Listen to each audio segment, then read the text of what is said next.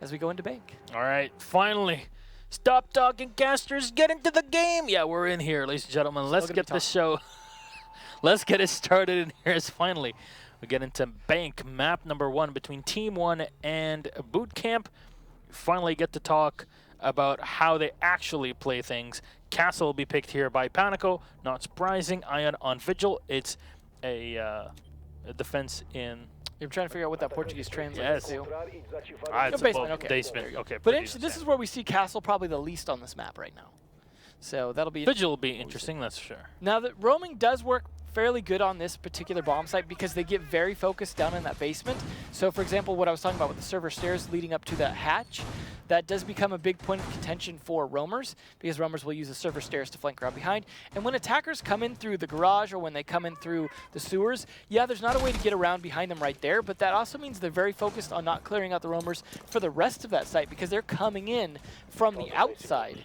And so if they're just trying to take those approaches, they're not clearing the rest of the map as effectively, and that gives roamers a chance. So you have, for example, all these extra cameras that iBlax is throwing up, that then Ion is going to be able to use to his benefit. Castle is going to help slow them down a little bit. So we'll see if Ion could be that important player, but Hugzord's still off-site. Will we see the roaming smoke of Brazil on this bomb site? That'll be it.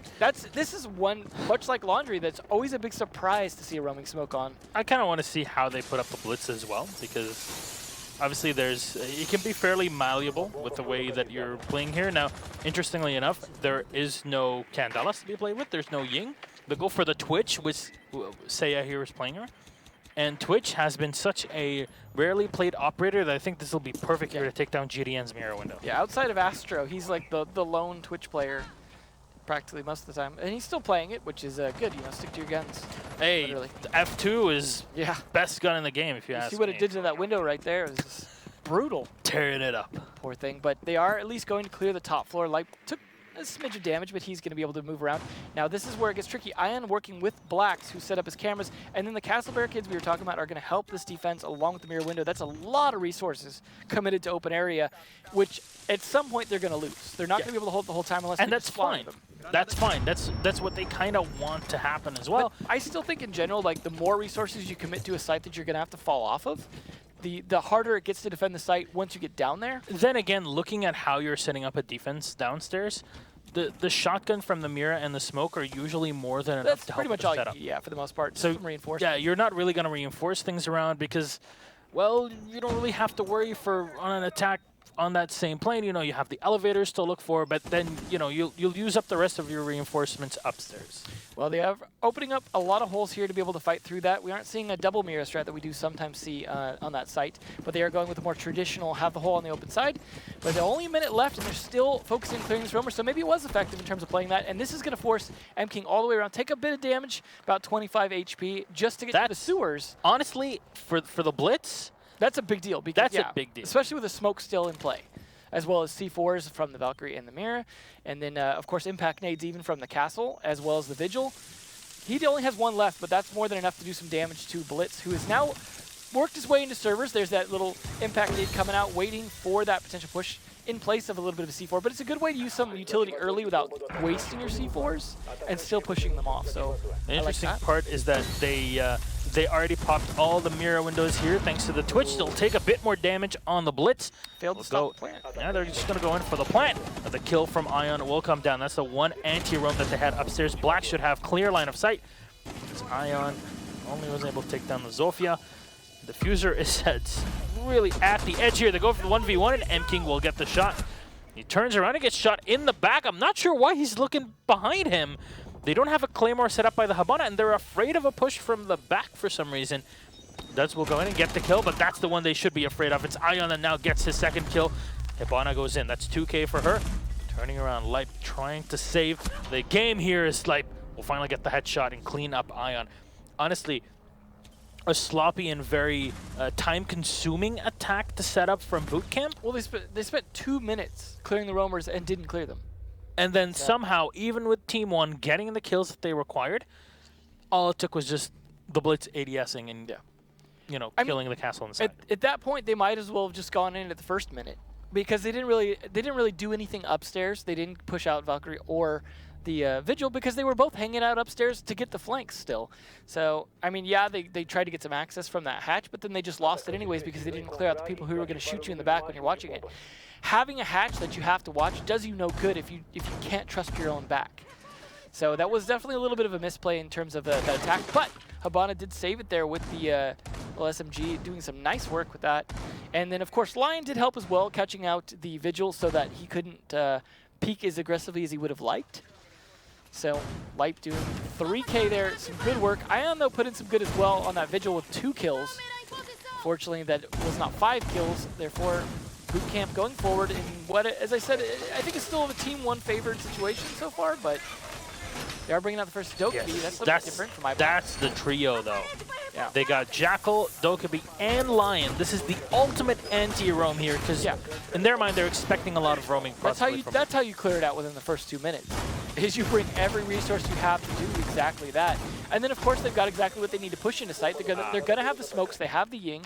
I like this back mirror window as well. You can still chuck your C4s in, and, well, you know, you just have to practice your angles. Yeah. Absolutely about practicing those, because the last thing you want is your C4 stuck on a wall somewhere, or to hit a little piece of a ceiling. Or it'll stick right on the desk instead of hitting the player that's on the side. Yeah, you really need to practice those in like custom or at least ranked, because if you come into this and your entire defense relies on throwing smokes and C4s and you do it from farther back, you have to have those angles down. Luckily, C4 is not as sticky as it was year 1, so it's a little bit easier, but Castle's still factoring in, though, in this defense as well, just a little bit differently.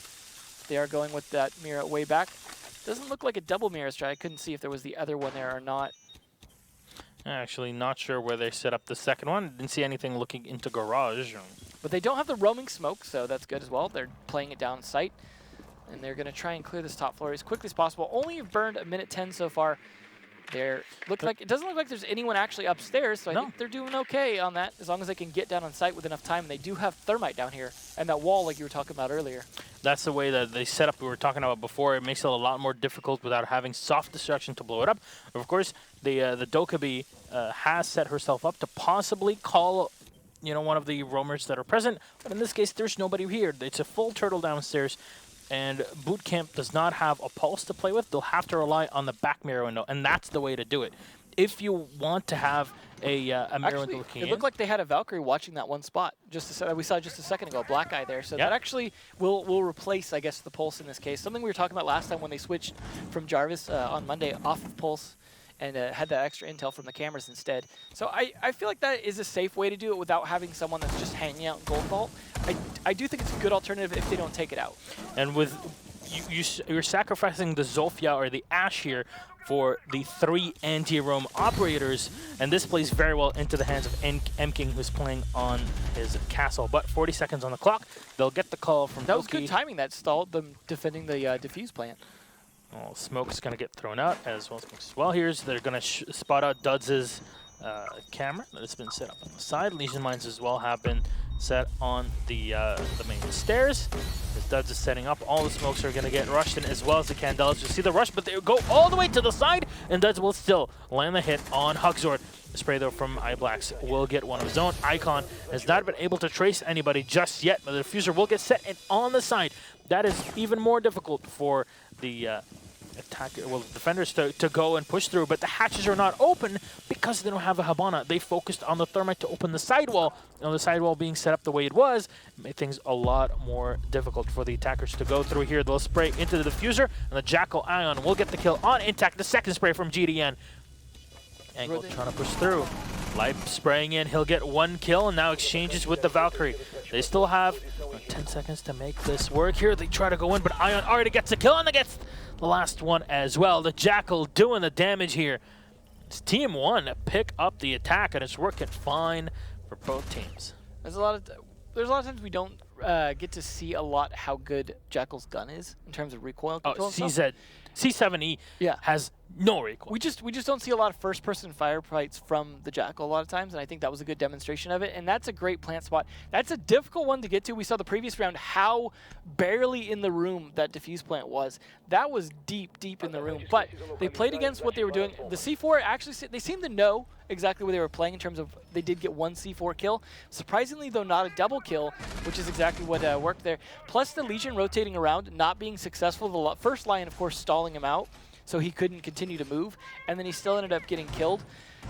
I feel like had he been able to survive a little bit longer, maybe able to get a flank on them from the server stairs, for example, could have made all the difference in the world. But him dying and leaving everyone else just trying to fight it from sight, just stacking up bodies on the diffuser, while Jackal just sprayed away, was not great. Ion's going to give a second attempt, though, at this Vigil. See if he can make it work this time. He got a couple kills off that on the first round as well, but unfortunately, with the way things were planted, and even though he had the advantage just looking up from the hatch, it was still not enough to save the day for his team. That's a tricky spot right there. That setup, oh my god, that is almost, oh my god, that is a pretty sweet spot. Yeah, it's hard to, I'm curious what it looks like when you have the blue glow on it, how visible it even is. It should be a bit visible, but honestly, if you're just going to be flashing through and like skipping through your cameras, it's going to be more than enough information. That is a nice spot to set up your BootKamp. Now, we were talking about how BootKamp is the one who struggled in getting the roamers cleared, yet they're the exact opposite in terms of bringing roam clears. It's like I always say about teams defending against their own setups. This is a perfect demonstration of that. BootKamp didn't bring anyone new to help clear out the roamers, other than I guess if you use the blitz. Here we go. Bye-bye, Mira window. That helps. Last time, though, they ended up just using it anyways, though, from there. They ended up throwing the impact nade through it and just kind of using the fact that it was open to give them an extra, like a further over angle to throw, which actually I think didn't work out too bad for it. The problem is for Team 1 is that they're going to have to rely so much on the Valkyrie in this setup. Yeah, absolutely. That maybe it'll be a disadvantage for them. But if they stay alive again, you saw what the combo those two did a lot of damage to the attackers. They just weren't able to finish it. However, this time they know that the open area is the problem, and they're starting to clear it fast. Already Mira windows going down, and looks like they might have to end up rotating back to site, which would be a very different defense than we saw last time. They're going to see he's going to repel this time, being smarter about it. Hey, let's jump off and take 25% damage. You don't need that 25 health. It's fine. Vigil is still roaming in the desk open area, and he's even set himself in archives. So they're just waiting around. Team 1 trying to burn a lot of time, and we're very close to the time frame we were before. But now 3 roamers out here because the castle offsite as well. Unless they start doing something, we're seeing a repeat of last time. He's got no impact nades left for the rotations, but I imagine he's already used them to help set one down there and then another one to help rotate. And it's what we were talking about, why he's a good roamer.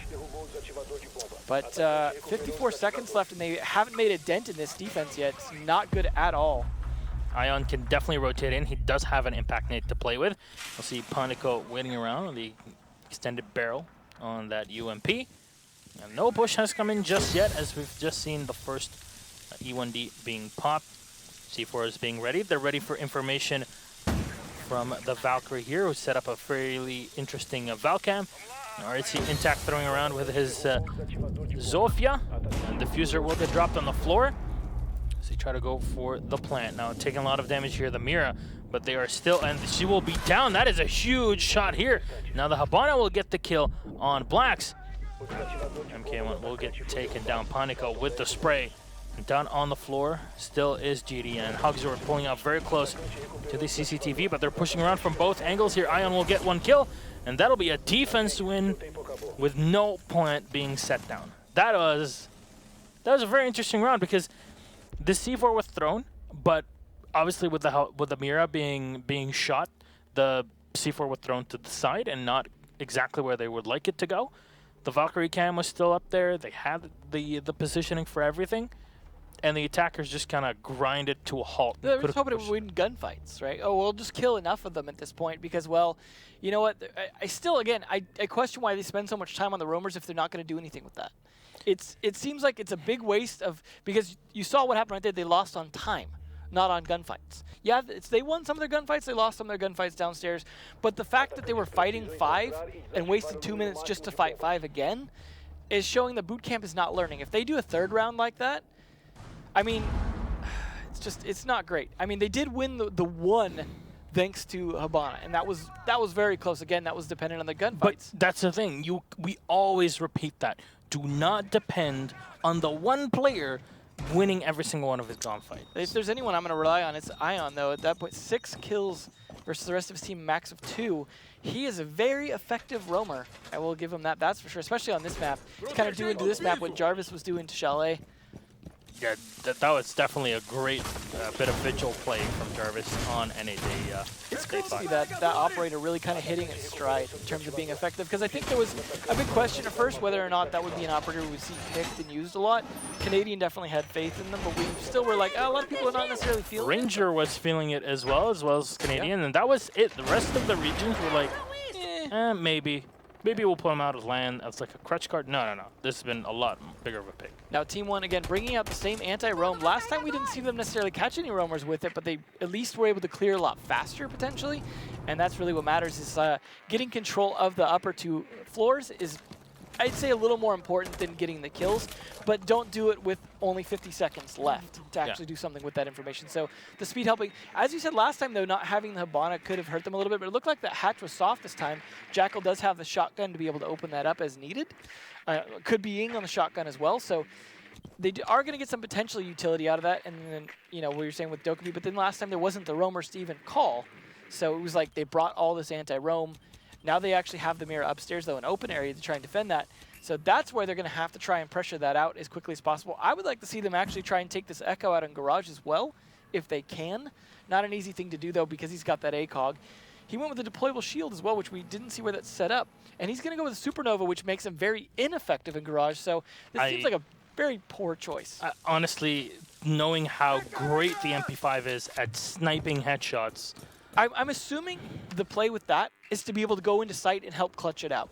If you're down to the last minute, you've lost your yokai, you're going to be fighting a lot closer range, but where are you going to have angles to run up that they're not going to see you first to use that shotgun?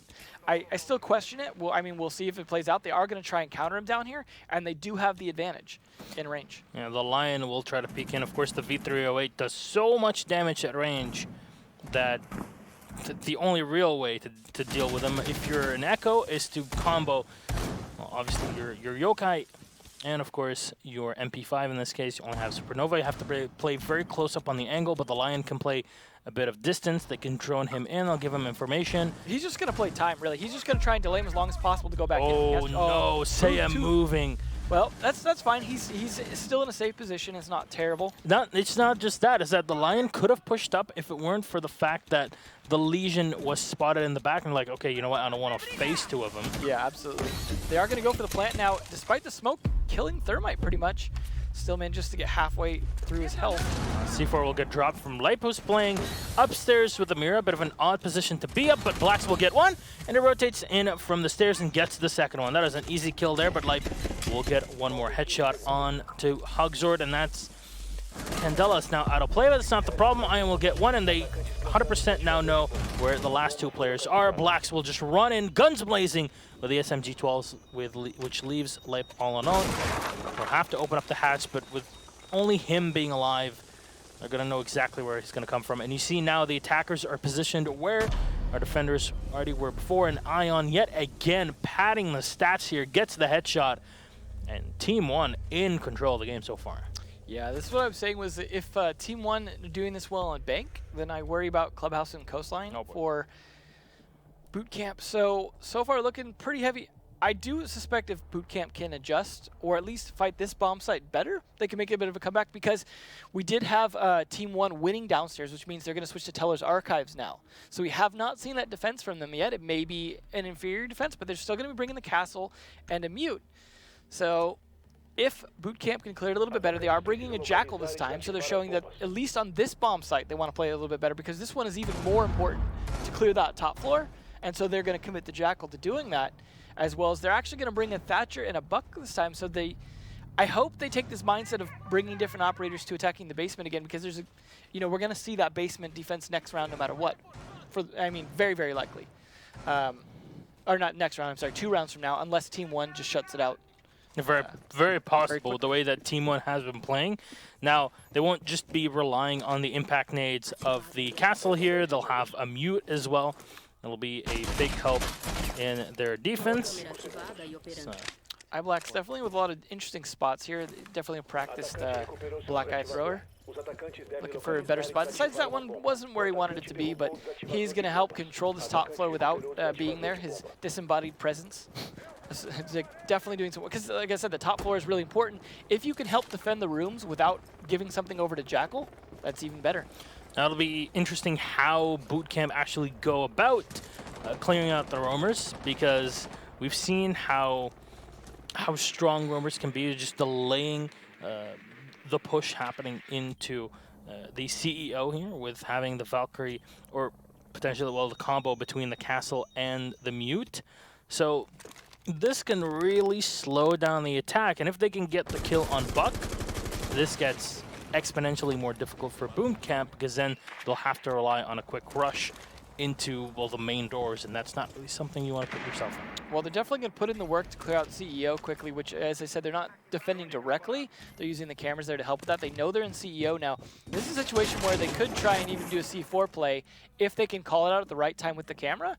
So I would like to see that. I mean, that's you see some of them opening up holes in the floor. They're going to expose themselves a little bit. If they can get one of them to stand still and not on the desk, which of course they're smartly doing, then they could get a C4 kill. Oh boy, so. Here we go. That is a kill, and that's a kill on the Lion. That is a huge kill here from the castle. I think you'd only use one scan too.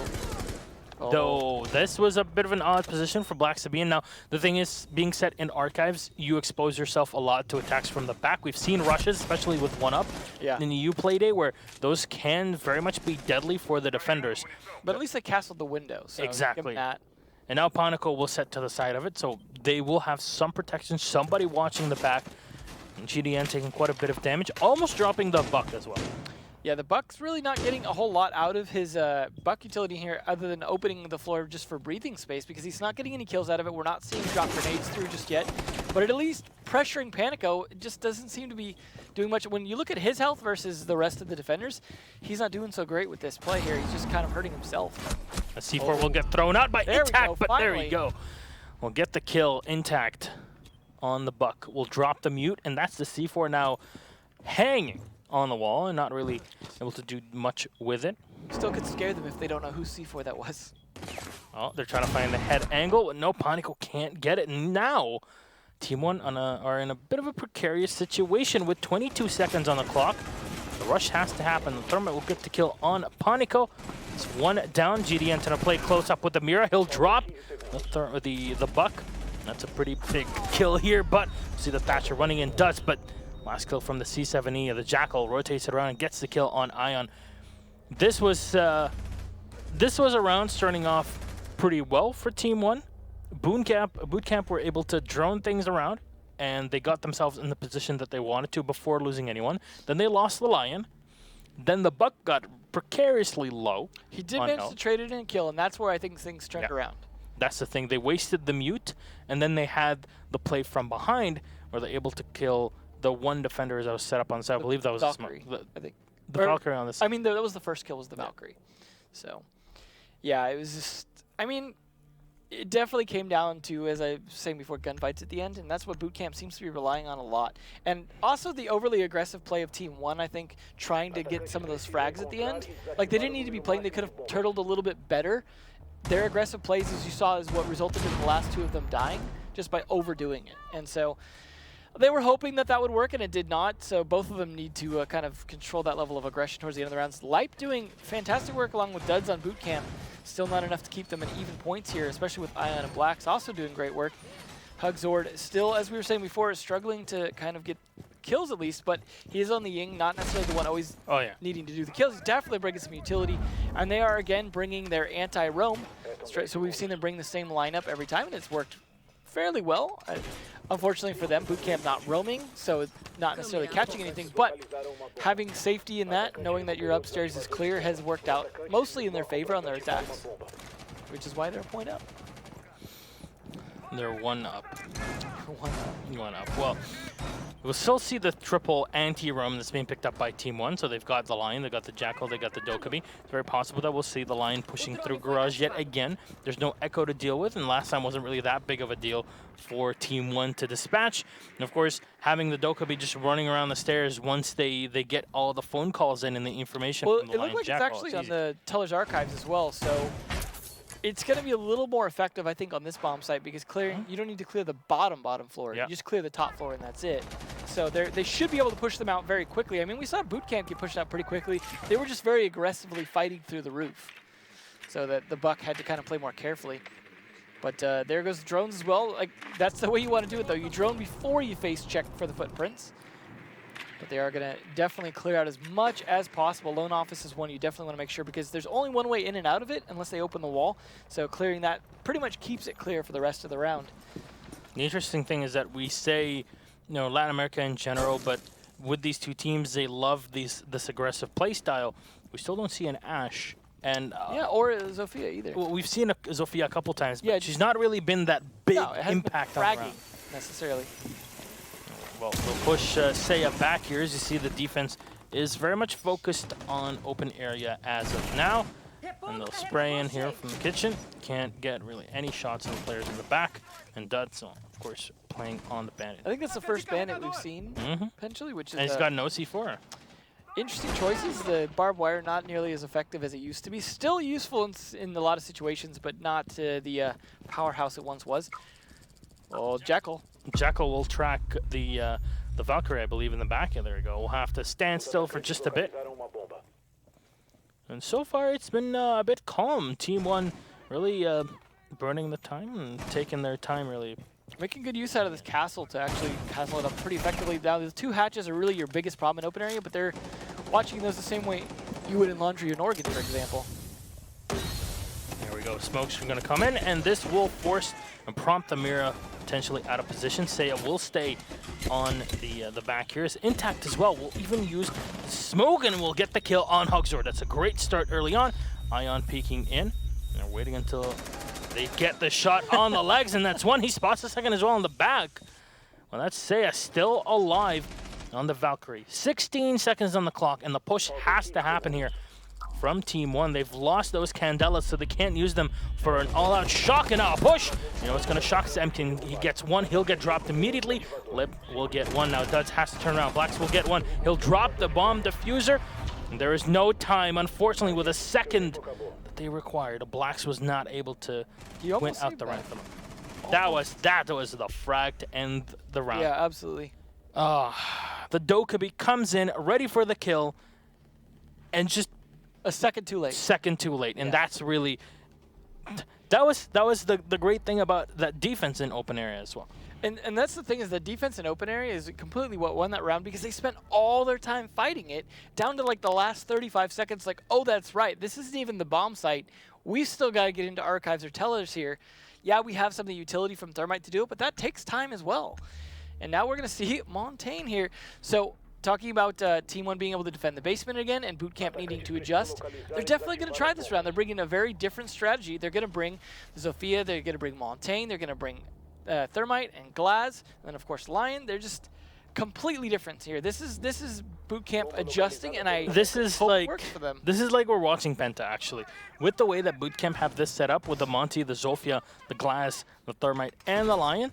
This can work on pretty much any site with the way that you play it. Actually, it's a fairly it's a rigid setup, but it's very flexible with the ways that you can play it against your opponents, no matter the site they're playing. And here, the roam game is even more important for Team 1. And I remember I said before, though, on this particular attack, when you bring the Montaigne like that, you really need to guard the skylight hatch that's above the server, because that's where you can easily get shot from behind as Montaigne, because obviously Montaigne is going to be at that server door. We're not, I mean, it's possible, but how likely are you to see an attempt at a lockers plant with the Montaigne? We'll remind you when we had this similar setup from Digital Chaos that we're playing against OneUp in EU Playday last Thursday.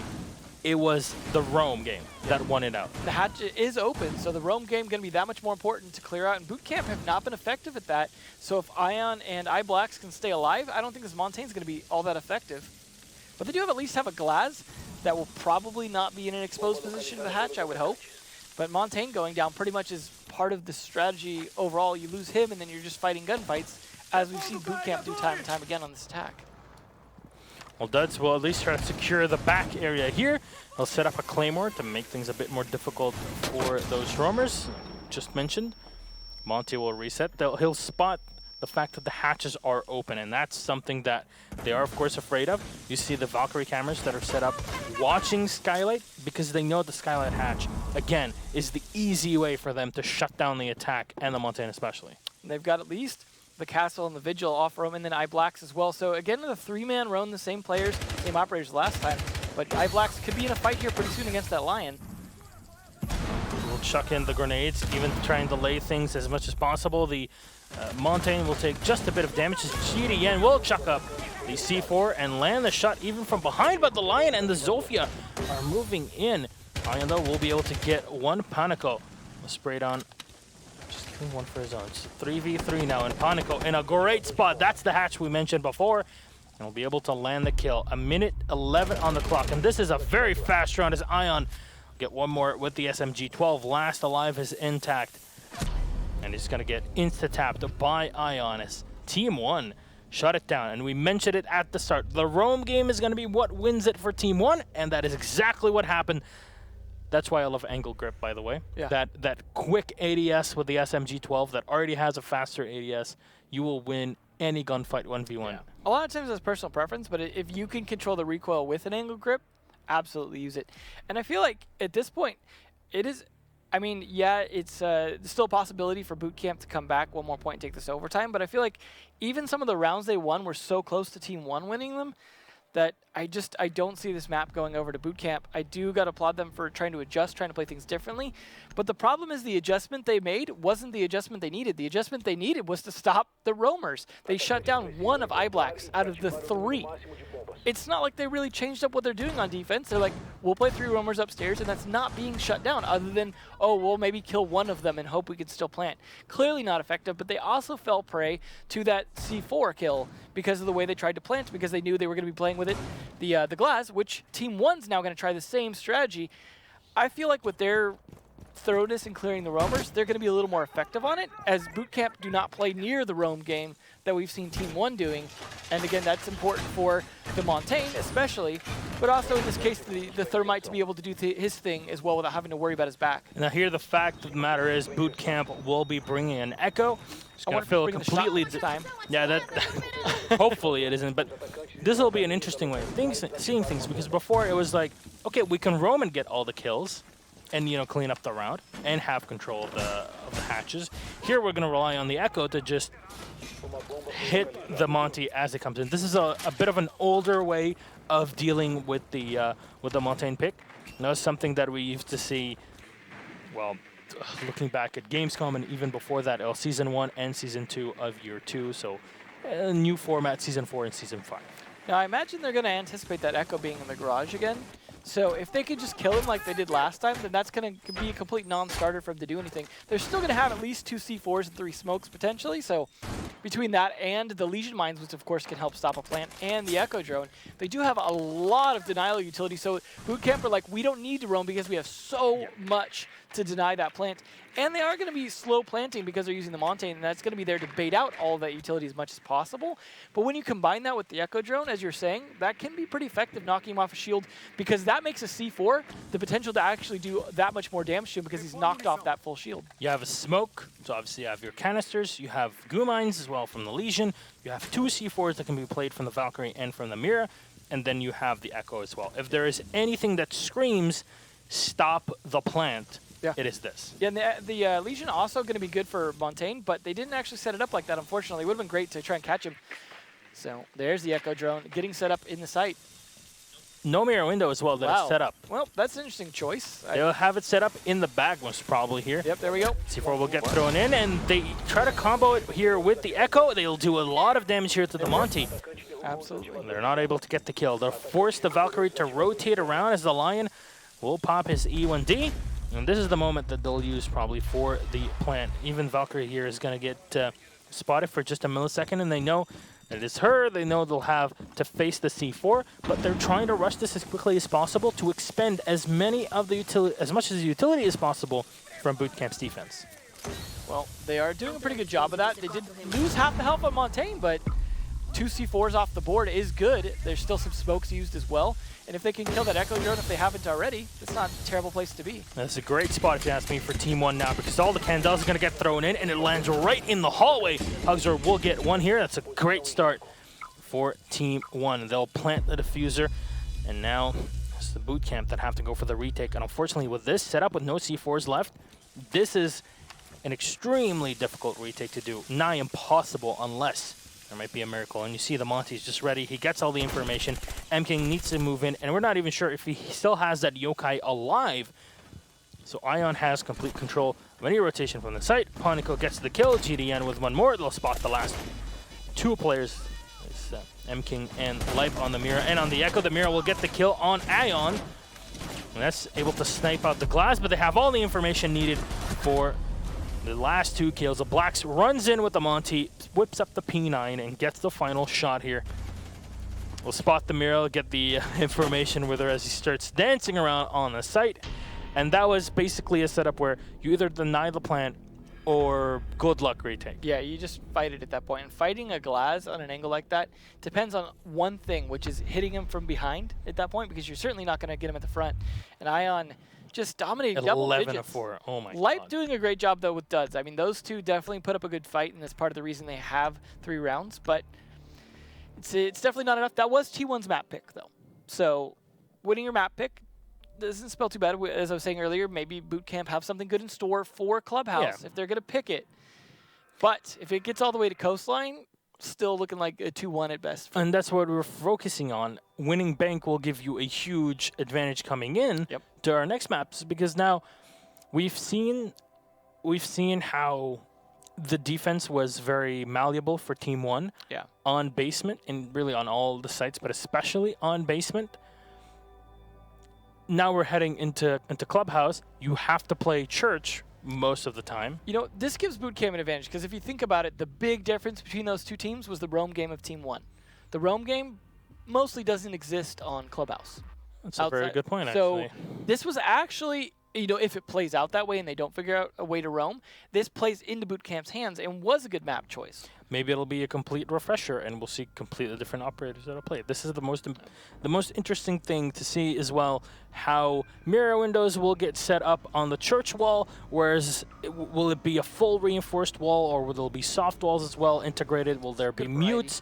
Bandits, how do you defend in blue? How do you defend the hatch in kitchen? Will you try to impact, or will you just not care about it? Will reinforce the sidewall in the hallway leading into Church or not? Will we see Blitz and Dirt Tunnel over and over again? And then fail every single time. My favorite was the deployable shield with the battery on it. Yeah, actually, yes. And it ended up doing more damage than we would have thought it would have. Yeah, that's a good stall for that Dirt Tunnel. I mean, because they can't really deal with it unless you jump over it, and you still take some damage. Yeah, absolutely. So, I mean, we'll see what they go with. As you say, there's a lot of variety to it. What I would love to see is if Ion can pull off that Vigil roam on this. Occasionally it can happen. We can sometimes see some roams work out, especially if you have a player who's really good at using an impact nade to take out the Claymore and Garage. Then they have the opportunity to roam from there as well, to be able to kind of come out to roam late game when they have already cleared that area.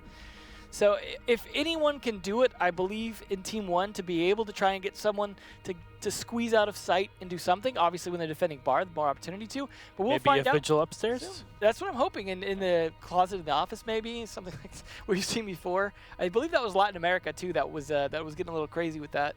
All right, well, ladies and gentlemen, let's head into game yet again. Now we are on map 2, Clubhouse, between Team 1 and BootKamp. We'll remind you as well that Team 1 won our first map on Bank 5-3 total. And now we'll head in. We'll be starting off on Church here. Definitely, there you go. I feel like Latin America alone, just from this one match, really skewing the statistics for Castle in the amount of times he's being picked. But a Vigil, I feel like it's still only good for Rome, so. No Mira. No Mira, no Bandit, no Mute. Nope, they are going to gunfight it. What a surprise from BootKamp. And they only have one shotgun to open up the walls. So I do see the Legion hanging out upstairs, which makes me wonder, is he going to be setting up traps to help roamers in a situation like that? Setting up those, because those are very good for roamers because, I mean, obviously you have Valk camps as well, but the ability to hear when those traps go off can give you so much information as a roamer without you having to peek or move anything. And that's good when Lion's in play because Lion's obviously going to stop you from being able to move for an ambush. But if you can hear them, you know exactly when they're potentially coming. And I think that could play well. I would be interested to see if BootKamp, because they weren't willing to even really roam for the most part on Bank. Are they going to be the ones to try and push that on Clubhouse and get a little crazy here? Because like you said, they do not have the standard resources for defending the downstairs. But as we discussed before, I see Team 1 that are going to play a standard, deal with the hatches, and then, you know, we'll come in, we'll have crossfire. Speaking of the hatches, though, they do have both the Hibana and the Thermite, so they can also get Church Wall, they can also get the Dirt Tunnel. And with the fact that there's no Mute, no Bandit, you don't have to deal with any of that. Nope. It's possible to see impact nades, but I don't know if it's going to happen on Church Wall. And that's the thing, too, is with no Mute and no Bandit, that whatever Church Wall they set up, they do, is going to get opened. Like, Hibana's going to make an easy opening for that, no matter how you want to open it. And they're even going to take top floor here very quickly. I love Blacks with the Assassin's Creed charm that he has on his Type 89. Obviously a fan. This is the anti-roam. This is their roam strat. Throw C4 from below, I guess. On a hatch that's been... Oh, what is play. this? Okay, Duds will get the kill on Punico. Great Lion play right there. Where was... can we look at that again, guys, please? Right. What is that? So there was no drones being set in. The hatch is open. Nobody's even looking through it. Back to him. I don't know. Well, I don't... That whole... First round plays. Okay. And let's see it downstairs with the Vigil. So, well... That is one of Team 1 down. Now it's Team 4 as they are going to try and do something with the last minute 15. But losing your Lion is going to give them so much more freedom here to just run circles around you. I don't know how to... I'm still in shock. I'm still in shock at that. Panico just making plays. I like the old destruction there, just making sure they have the ability to throw C4 potentially through that little crack if they want, which is, I guess, going to take place of the lack of a mirror. I mean, yeah, they didn't really need to use the C4 to kill the Lion upstairs, so... Yeah, that's right, one extra. Thanks for giving them a free C4, Panico. Well, the Lion is down as well, but there's still the Witch and the Wardrobe that are alive, and maybe Team 1 have something more up their sleeves to try and save this round here, Devin. BootKamp are set up. They'll open up Church Wall, as you mentioned. There is nothing to deal with that. And they'll have the castle set up in the back. There's still goo mines and impacts to play with. Duds is playing behind the bar here in the chapel. Folks are going to get thrown in. They can rotate around and just get the kill on him. And that's what will happen. The Valkyrie will get one before Ion cleans him up. Valkyrie already doing a lot of damage here, but intact. Will get the kill with the smoke. Low on HP, 7 seconds on the clock. Trying to rush through into the castle. Duds will get one, and MKim picks up and gets the headshot to clean up iBlacks. Team 1 just... Yeah. Panico impact player for that round, by far. That was... Yeah, impact player when his face hit the dirt, the concrete downstairs. Wait, he wasn't on Team BootKamp trying to help them? So it's like those moments like in something like Rocket League where you score on the other goal, or I mean your own goal. So, all right. Well, here comes the Echo again. They're not going with Amira, so they do have. I mean, the Echo. I guess if you're not going to play with Amira, an Echo is a good alternative in the sense that you do have potentially some visibility on the other side of the wall. He is going to be playing with the shotgun, something that they don't have a smoke, so you know you can kind of understand the fact that they need a shotgun to play around with things. I guess, yeah, you have them for the utility, but I mean, I guess in a site like this, you don't have to fight as many long angles potentially, because a lot of times shotguns are very useful for people that are pushing into church, for example, through the memorial door. You're definitely going to use shotguns for that, and we see a lot of play with that in the past. But, I mean, I guess that'll work because most of the time he's probably going to be sitting, I imagine, in church or somewhere hiding in Arsenal, and probably only going to need that shotgun once they're kind of in close anyways, and he's not able to use that Echo anymore, or the Yokai drone effectively anymore. But is this a roam game from Ion we are seeing? All right, this save is on here. Honestly, this reminds me of my ranked games with our Pro League Observer, Marciu, Bikini Body, and with KS, and this is pretty much hey guys, let's play in cash room and try to roam. And it kind of worked. Watch, but it'll work. Just watch. It'll work. This will be very interesting. Maybe we'll see iBlack just rotating down before Claymore is set. Now, usually the Lion comes up into that into blue from there. So maybe he'll be able to catch him off, and a pick on Lion early on would be a huge kill. It sure was for BootKamp. But they still have multiple people on this roam here. It seems to be working okay so far, as they're not able to get either of them out of place. 3 roamers here. Panico also playing over on the bedroom side to make sure there's no flank coming from that side. They already spent a minute and they have no map control at this point. This is actually working out very well for Team 1. Even if they die, as long as they don't lose all 3 of them, this is working good. I gotta say, it's funny still seeing so many castle plays. It's like every round. I'd almost like to see the stats if there was a single round on defense where they didn't play castle so far between these 2 maps. Hey, Castle's a good operator, and I know what you're talking about. No, that's why we talked about him so much before this Leave game Castle alone. My goodness, he is a must pick now apparently for Latin America, no matter what you're doing, where you're playing. Blitz not going to get any work done. He's already taken a little bit of damage as well. So M Kings, he needs to be the roam clear right now to take care of this, but he's not. I don't know if he's just playing with the dogs at the kennels or what's going on here. Look, they're ready to shoot each other at this point out of boredom, waiting for the attack to actually come. Just the crossfire set up, and then Hugzord able to hold the stairwell as well. Is it going to be like 30 seconds left before they even get into a building? Roaming in Clubhouse. 2018, by the way. Like I said, if Team 1... Oh, there we go! That's how you do it. That spot's a nice one. I use that as well, just because it's very hard to shoot back again. Oh, yes. Unless you have an ACOG, that's a very difficult spot to counter. And unfortunately, rotating back was not an option, and they'll run into the castle barricade. They can bounce a grenade here, obviously, from the Buck. Speaking of bouncing a grenade, now that impact, as we were talking about, coming in useful, and iBlack's getting a nice roam kill. They'll get the... Oh, that is the diffuser down! What is... Oh my god, no. That is a huge kill now. Habana down, and the diffuser's on the floor. My goodness. Now Blackson's just wait up for it. The C4's already been thrown out, but he's going to get the second kill. That's out of play. They'll detect him, but you know what? The amount of time that's been lost, how can you recover from this? Well, it is still 3v3, but 14 seconds left. The diffuser upstairs. Good luck. Like, oh, hey guys, where's the diffuser? Oh, wait. They're all watching it from every single angle. I can't believe it. Team 1 will actually win it this way. There is no time on the clock, and Hugzord is ready on the stairs. They'll get one, and the defense takes it out.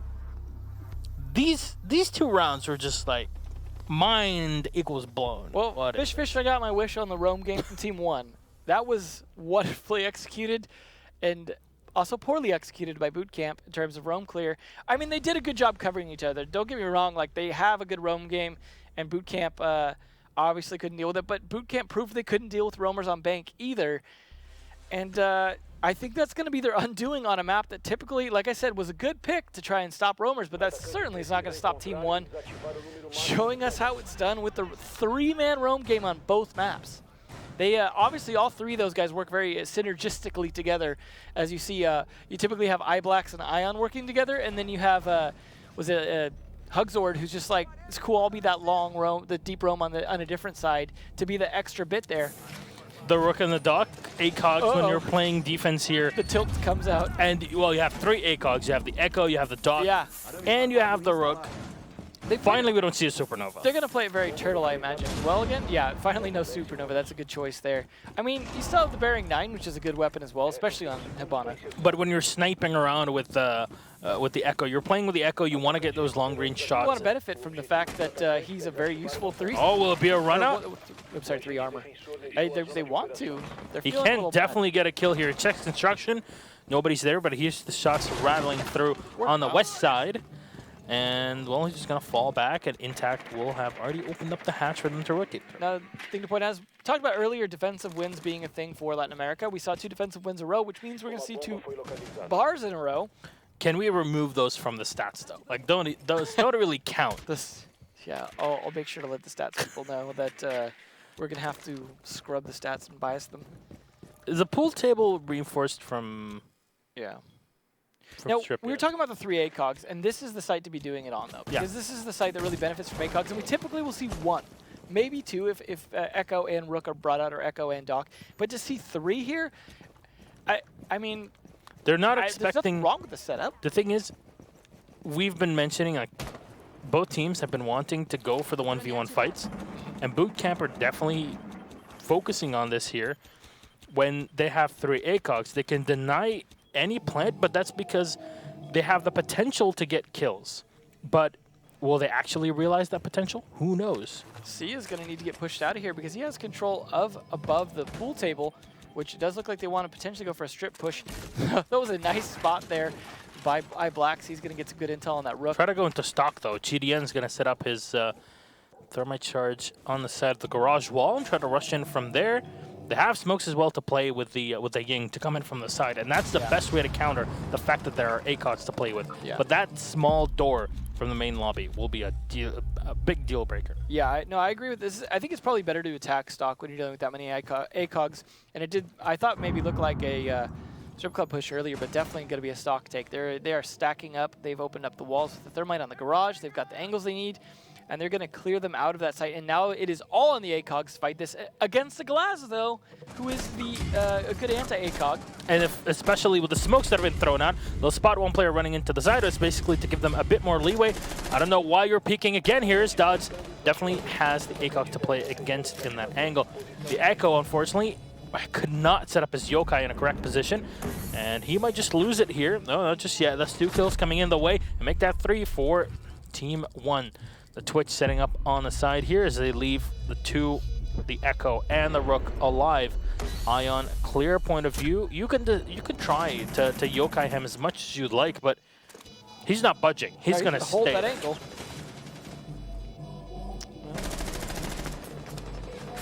Sweet music playing in the back. The Claymore will get M-King and down him out of the game. Duds is trying to peek here. Unfortunately, the Lion is ready for him, and this was T1 realizing that they're not going to be able to push through Strip Club. And they're like, okay, let's go stock, and let's see how that works out. And it worked out very well, even with ACOGs. The fact of the matter is, when you have 4 smokes to play with and a glass, yeah, your ACOG is useless. It also helps if when you're playing ACOGs, you hit your shots. Yeah. I mean, you can... Yeah, you can't even see people to shoot them. At the rate they were shooting, though, they might as well have been binoculars. Just because they weren't really landing any of them. Yeah, like you said, the smokes being a big factor in that, but even when the smokes were cleared, they were moving around, getting spotted by the EE1D, just trying to land some shots. And the Twitch drone was inside as well? Yeah, it was just like, okay, well, our plan now is to just spray into smoke as much as possible and hope we hit. Looks like we're going to probably see another stock push as the Montaigne getting pulled out by BootKamp. Oh, what? Wait!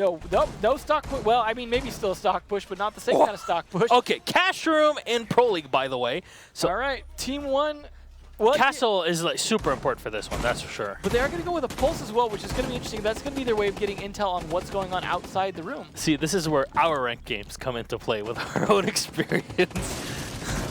So we'll see how they set up. Instead of reinforcing everything here on the garage, they'll open things up, which is very interesting.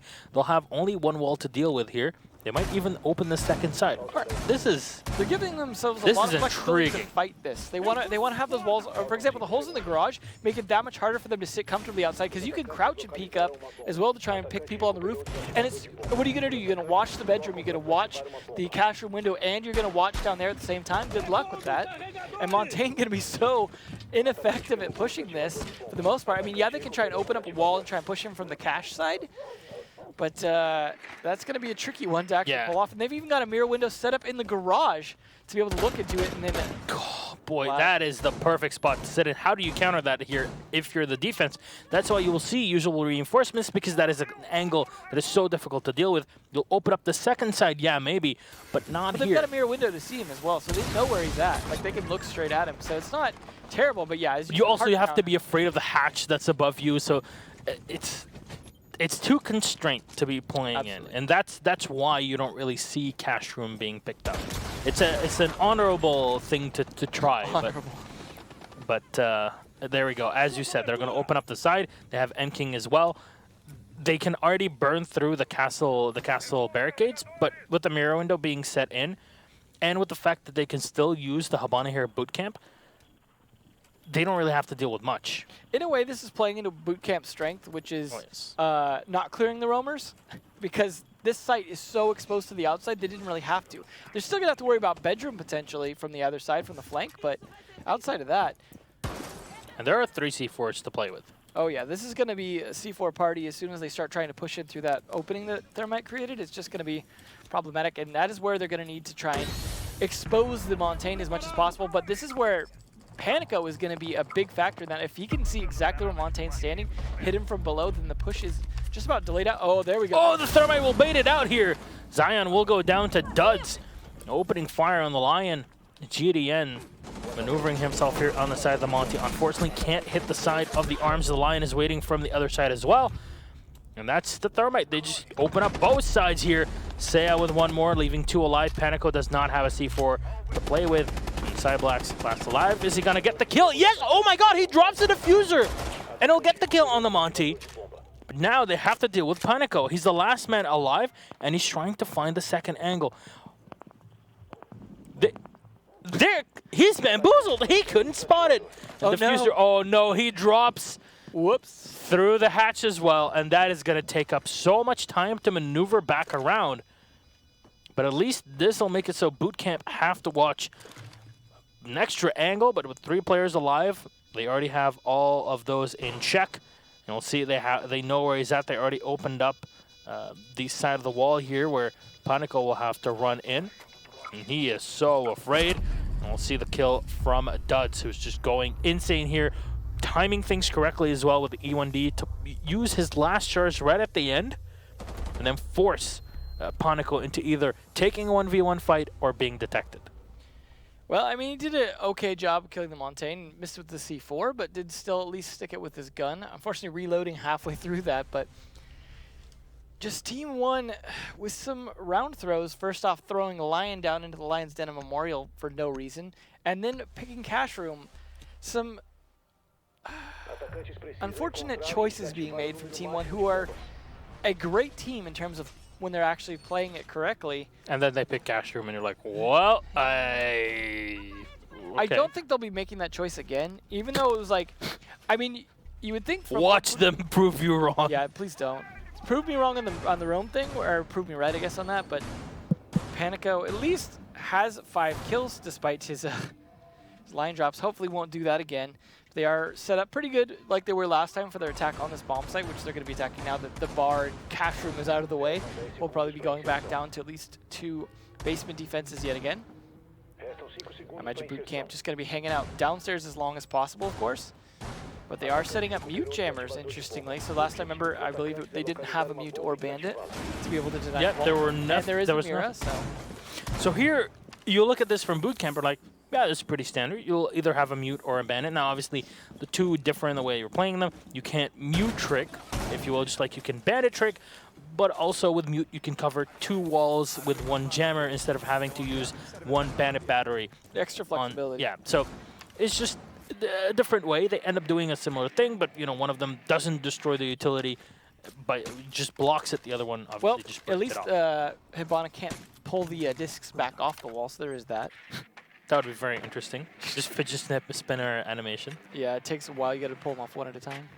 But they are at least going to clear upstairs here, making sure no one's going to play like they do and roam up there, which of course they're not going to. You've got the Buck in the kitchen and the Thermite opening the dirt tunnel. So this is a pretty standard attack so far. Luckily, they're still making sure that the gym itself is going to be clear. A little bit of late roaming from Ion, but getting the job done. This is exactly what they need to be doing. And of course, you're going to have iBlack starting to open up all the hatches here, as well as Thermite being able to blow that church wall EV. But there's the mute jammer, and they couldn't get rid of it on dirt tunnel. And he's going to find that out right now. Unfortunate. Why isn't it working? Keep clicking! Just click harder. Unfortunately, he can probably hit the mute jammer, but he might need a grenade to do it. And Sia is actually going to try and do something about here. Look at the ADSs that are all set up here. 3 of them. 3 all ADSs are here. And they also have a shield. This is Are you kidding me? Yeah. They just give up. Yeah, that's it. At least, like I said, you can peel it off. There is that, right? So he's not completely out, but they are out a lot of utility. My goodness, actually, we're 2 deployable shields brought here because they've got 1 down there and they've got 1 up in the arsenal as well.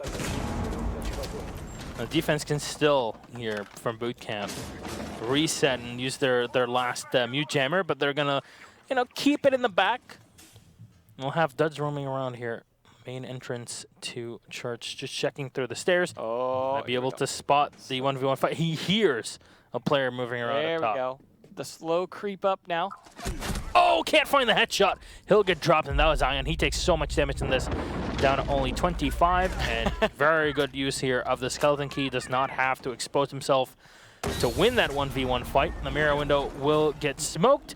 You see how the entire wall has been opened up from below. A rush right into the armor here with 24 seconds on the clock.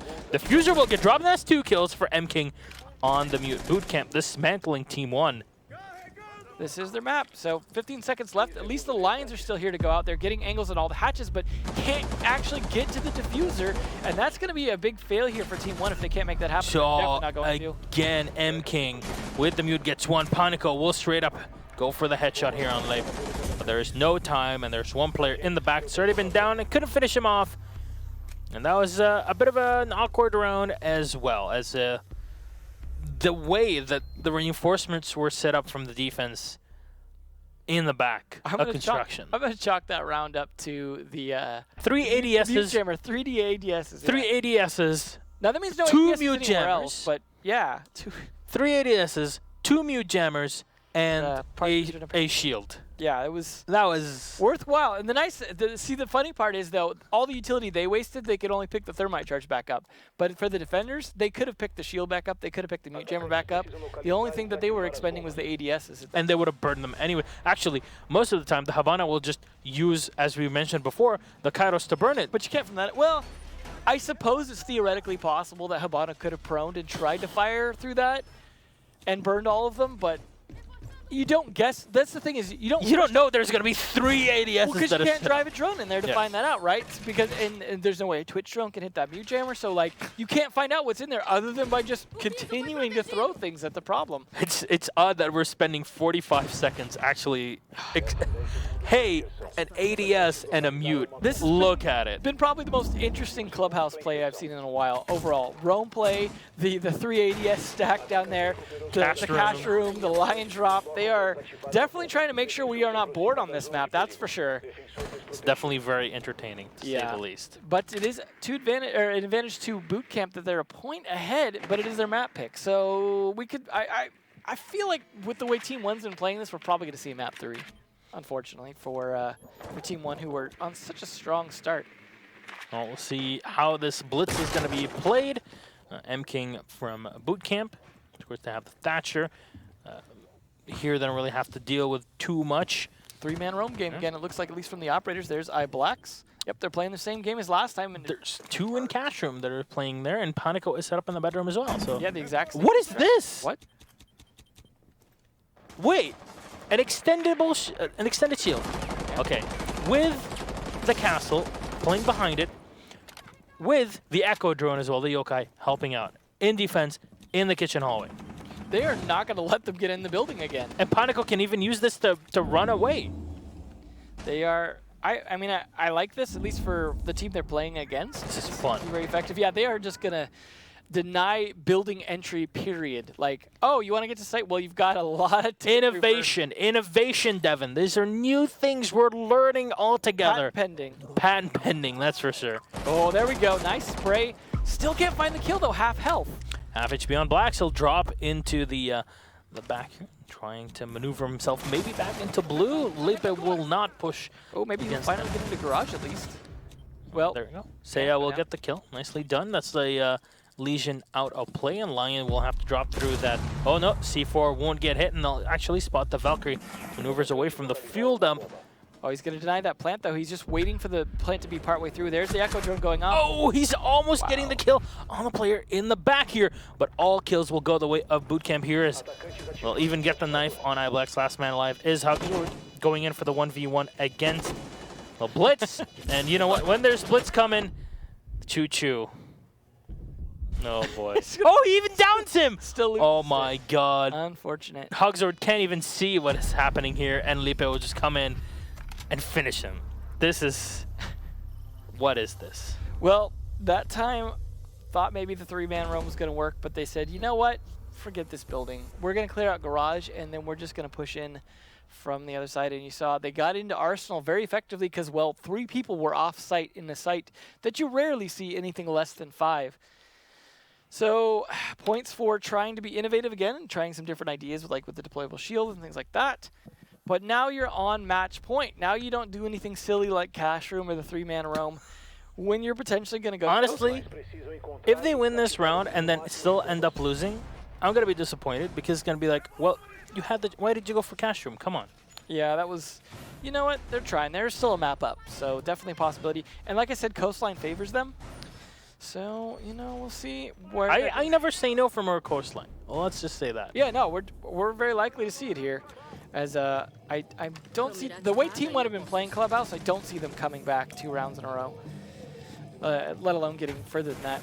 Now, just to be clear though, when it was Coastline, that was BR6, and it was BootKamp versus Team One, and it was a 6-2 in favor of Team One. Now that was only a best of 1, a situation where they maybe not had as much time to warm up, but it was very strongly, I would say, in favor of Team One. So this might be BootKamp's last chance to at least get a point here, and then maybe get shut out after that. But it is back on attack here for Team One. Let's see if they can make it work. They are going to be going up against Bar.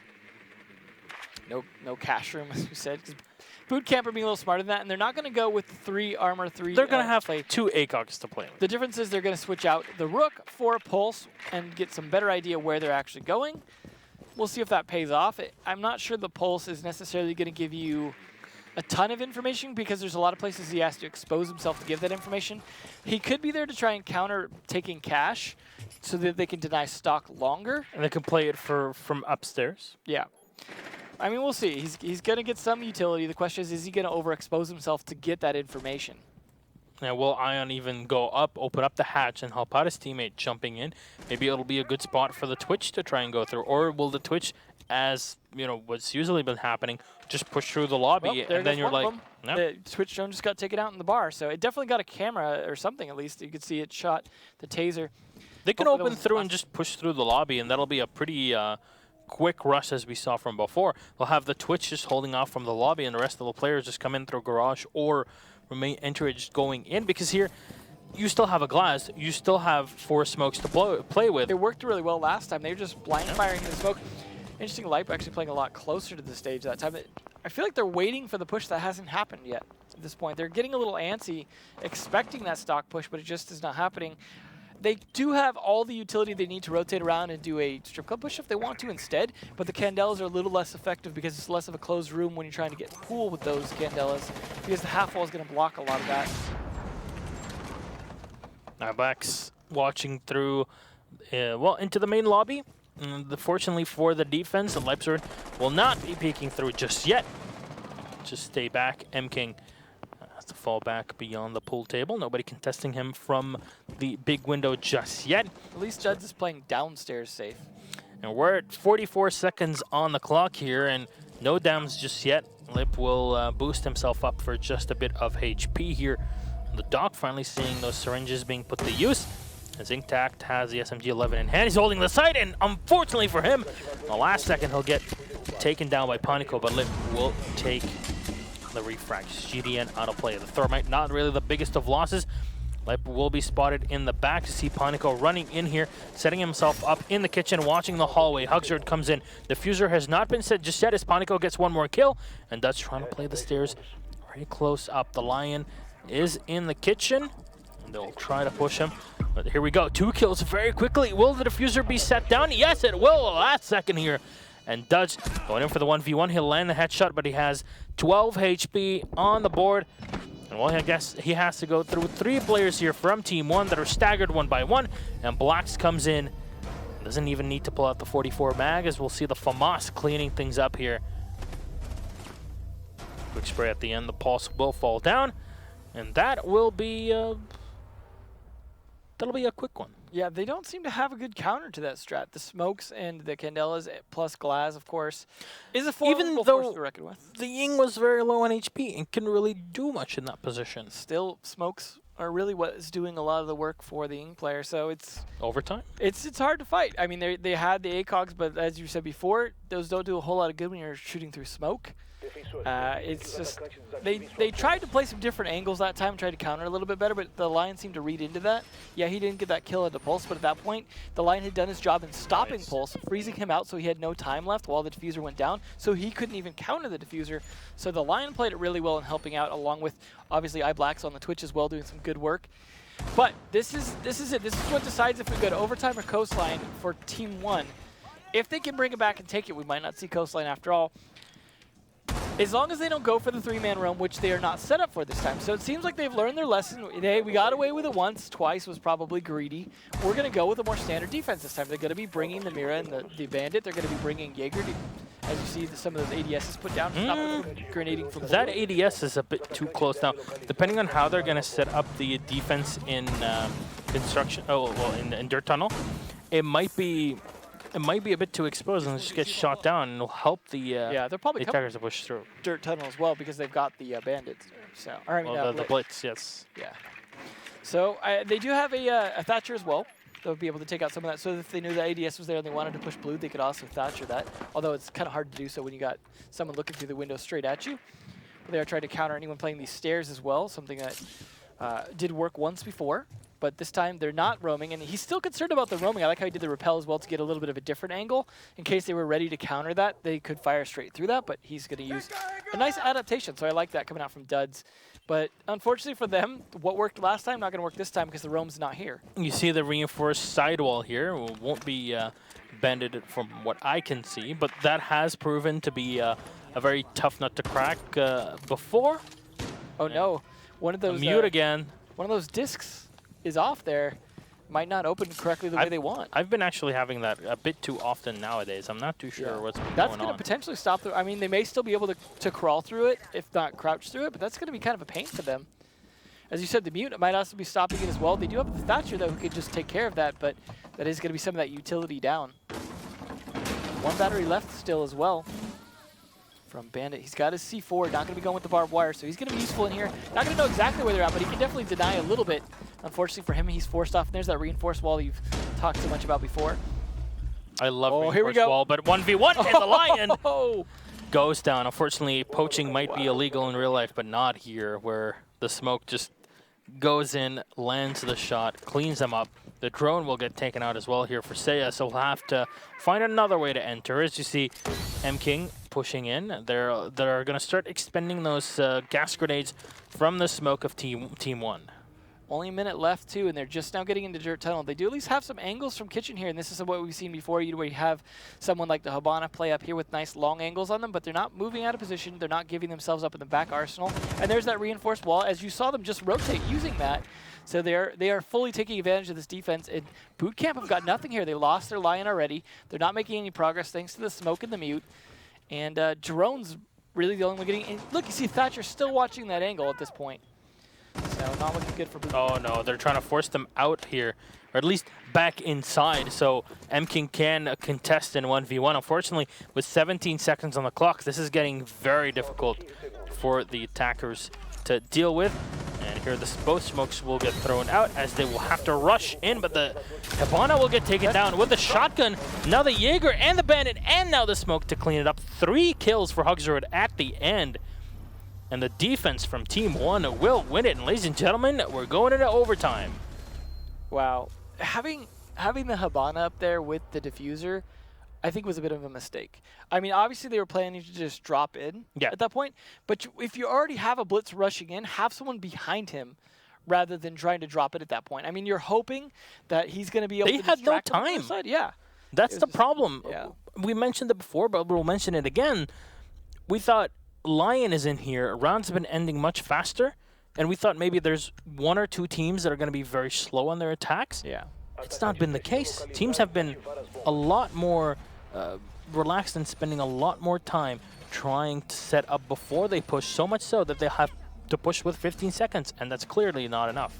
Well, now they are going to be fighting the exact same fight again as we in overtime. Wow, Panica with 10, and then Duds with 9. Definitely not a dud there. That is pretty good for both teams. That's why we're at a 4-4 here. Fortunately, GDN still struggling a little bit this particular map, But nonetheless, the team did make the comeback they needed, and we're going to see the exact same fight again because the overtime they got coin flip for sides. Team 1 got the defense yet again for Arsenal because of the reset of sites. If they win this, this can probably mean a victory. Absolutely. And they're gonna bandit the wire Yeah. and also the shield in front of it. That might be hard to jump depending on the angle that they put it at. Because the tunnel curves, it might actually be difficult to jump it if you're not watching, or if just run into it on accident. Now the thing is though, with this defense though, BootKamp have an idea what to do different this time. Although they're not gonna have a drone to help with that. There is Blitz right there, trying to. Is he gonna do pop a smoke on him? Not sure what the point of that was. But here's the thing, that they know what the defensive setup is for this time. So it's on BootKamp to adjust to it and not fall prey to the same stuff they did last round. Like having Thatcher just watching for something that never comes the whole time, for example. Well, the Thatcher threw out his EMP outside, so we're assuming that the EMP does go through the floor and actually hits the bandit battery that's below. That's a good way to do it, because otherwise trying to throw it through that small little hole, you're not going to get very far into the tunnel. So that is a smart choice by him. But Hugzord's still going to be in here to fight it with the 3 smokes last time. He was able to keep those smokes going till towards the very end. During the last minute is when he used all 3. Unfortunately, I don't think Blitz wants to try and crawl in their face first. So he's going to need... They don't have the thermite. This is such a close angle. He can't even like try for that. Yeah, I don't even know if he can crawl in at this point. I think that's again stalled out on the dirt tunnel, and that's kind of the point of Blitz. If you don't bring him through dirt tunnel, it's pretty risky otherwise, especially with the Legion. Then those stairs become kind of a problem. The hallway becomes a problem. Even dropping into Memorial potentially becomes a problem if he's done a good job of setting up goo mines in all of those locations. I think at this point they could almost pull the smoke back because there's no going for M King on Blitz. So he's just going to have to call it a day out here unless he can get Sia to open up some more of it for him. Looks like Sia is kind of busy with the kitchen. He's going to drone bar instead, actually, just to make sure he has an idea for Memorial so they can know whether to drop it, whether or not to focus on that church wall that does have a mirror window on it. This is an interesting mirror window setup as well. This allows them to chuck in the C4, you know, obviously not from the top, but here directly to the side, and in this case, the left side of the mirror. I remember seeing Cameraman in the past was like really good at that, like back when no one else was really doing that. It was very effective because he could hit the bottom of the stairs in an angle that you can't as easily from the side. 37 seconds left. This is looking terrible for BootKamp. Look at the amount of damage that's been done to Seiya here on the Habana. But the Lion will get the kill on the Bandit. Obviously not the biggest of losses here, especially the amount of time left. The more players are alive, the better it is for your defense here. Panico trying to spray in. He'll have to stand still for just a second as the attackers are trying to look for him. They don't even have the time for a reset here. They'll spot out the rush from the Blitz and behind.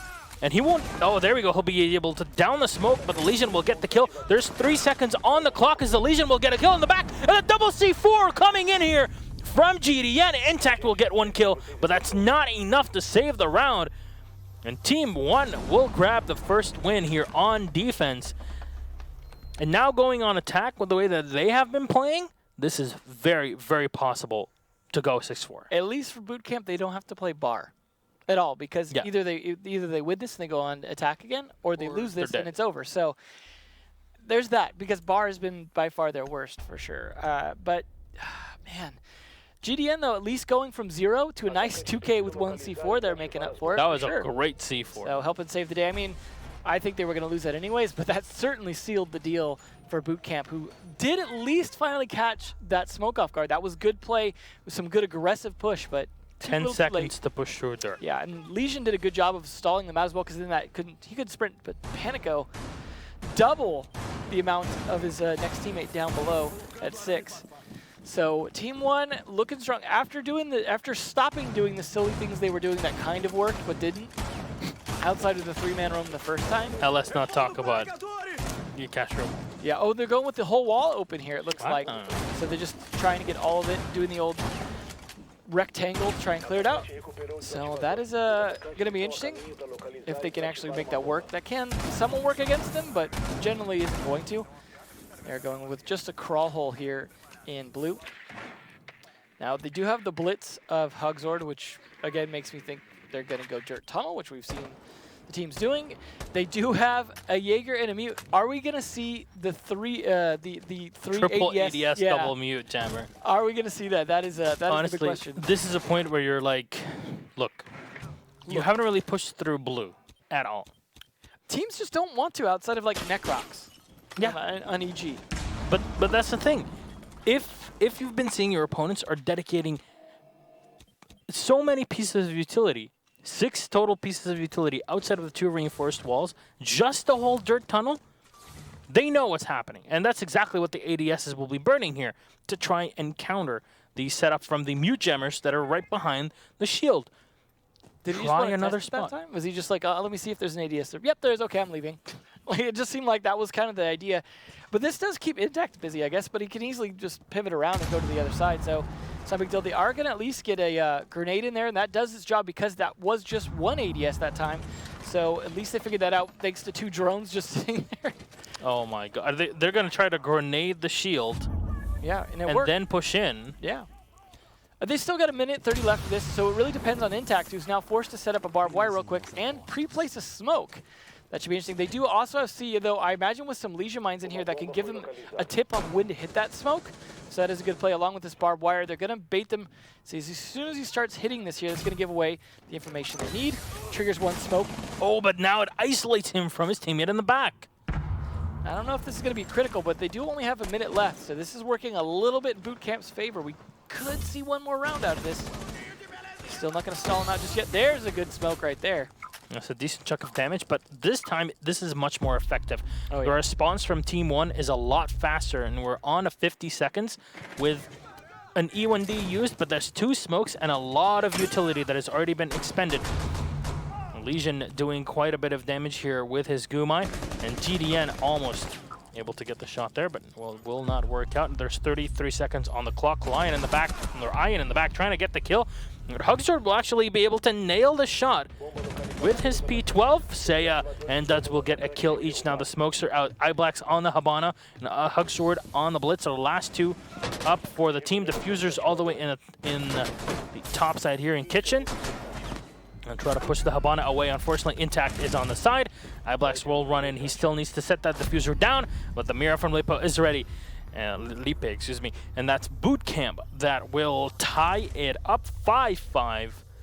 And we're going to have 1 more round. And this time, as you mentioned before, Devin, Team 1 are going to have to play another site. Where do they go? If they go bedroom, I swear. No bomb. Okay. There we go. I know, right?